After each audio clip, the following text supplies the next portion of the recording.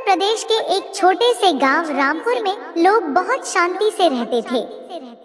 गांव में चोरी जैसी घटना कभी नहीं होती थी। लोग रात को अपने घरों के दरवाजे खुले छोड़कर भी सो जाते थे। लेकिन एक दिन गांव में एक ऐसा चोर आया जिसने पूरे इलाके में डर फैला दिया। उस चोर का नाम था विक्रम। वह दिखने में बिल्कुल साधारण आदमी लगता था। साफ कपड़े, मीठी बातें और चेहरे पर मासूमियत।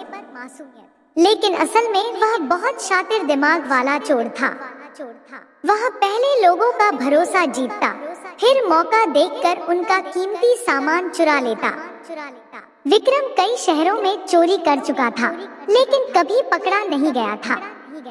उसे पता था कि पुलिस से कैसे बचना है। वह हर बार नया भेष बदलता और नई जगह जाकर रहने लगता। एक दिन वह रामपुर गांव पहुंचा। उसने खुद को एक गरीब व्यापारी बताया। गांव वालों ने उस पर दया दिखाई और रहने के लिए पुरानी हवेली में जगह दे दी। धीरे धीरे वह सबका दोस्त बन गया। गांव के मुखिया हरिराम ने भी उसे अपने घर आने जाने की अनुमति दे दी। विक्रम बहुत चालाकी से सबके घरों का निरीक्षण करता। कौन अमीर है, किसके घर में पैसा रखा है, कौन कब सोता है, वह सब जानकारी चुपचाप इकट्ठा करता रहता। कुछ दिनों बाद गांव में पहली चोरी हुई। बनिए लाला रामदयाल के घर से सोने की चूड़ियां और 5,000 रुपए गायब हो गए। गांव वाले हैरान रह गए। उन्होंने पहले कभी ऐसी घटना नहीं देखी थी। लोगों को शक गांव के बाहर रहने वाले मजदूरों पर गया, लेकिन कोई सबूत नहीं मिला। विक्रम भी सबके साथ दुख जताता और कहता, आजकल जमाना बहुत खराब हो गया है। 2 दिन बाद दूसरी चोरी हुई। इस बार स्कूल मास्टर के घर से पैसे और चांदी के बर्तन गायब हो गए। अब पूरे गांव में डर फैल गया। लोग रात भर जागकर पहरा देने लगे। लेकिन विक्रम बहुत चालाक था। वह दिन में गांव वालों के साथ बैठकर चोरी की बातें करता और रात को चोरी करने निकल जाता। एक रात उसने मुखिया हरिराम के घर चोरी करने की योजना बनाई। उसे पता था कि मुखिया की बहू की शादी के लिए घर में बहुत सारे गहने रखे हुए हैं। उस रात तेज बारिश हो रही थी। गांव वाले अपने अपने घरों में बंद थे। विक्रम ने काले कपड़े पहने और चुपके से मुखिया के घर की पिछली दीवार फांदकर अंदर घुस गया। उसने बड़ी सफाई से ताला खोला और अलमारी तक पहुंच गया। जैसे ही उसने गहनों का डिब्बा उठाया, तभी उसे किसी के कदमों की आवाज सुनाई दी। वह तुरंत खिड़की के पीछे छिप गया। वह मुखिया की छोटी पोती गुड़िया थी, जो पानी पीने उठी थी। गुड़िया ने अंधेरे में किसी की परछाई देख ली। वह डर गई और जोर से चिल्लाई, चोर, चोर। पूरा घर जाग गया।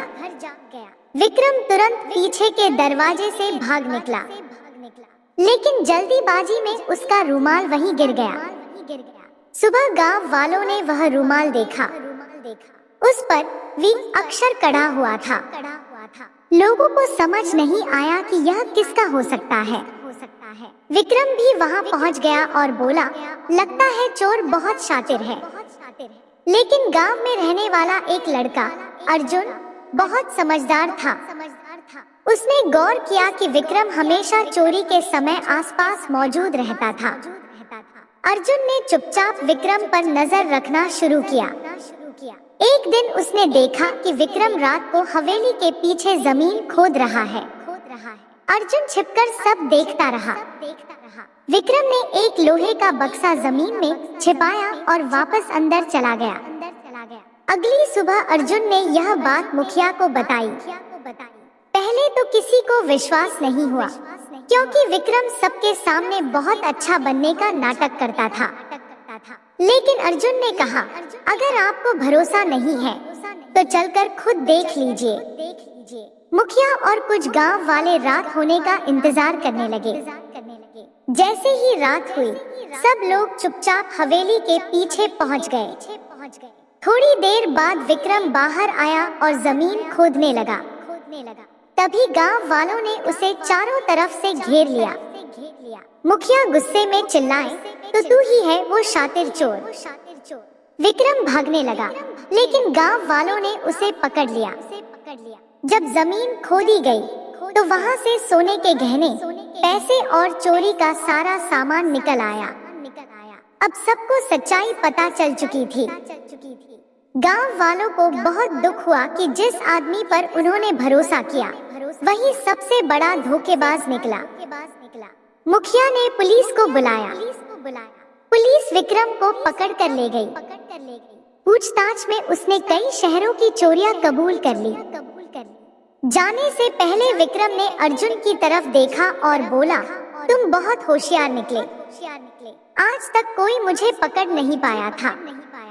अर्जुन मुस्कुराकर बोला, झूठ और चोरी ज्यादा दिन तक छिप नहीं सकते।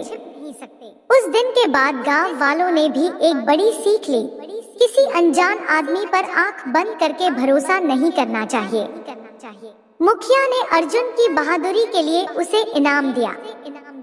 पूरे गांव में उसकी तारीफ होने लगी। धीरे धीरे रामपुर गांव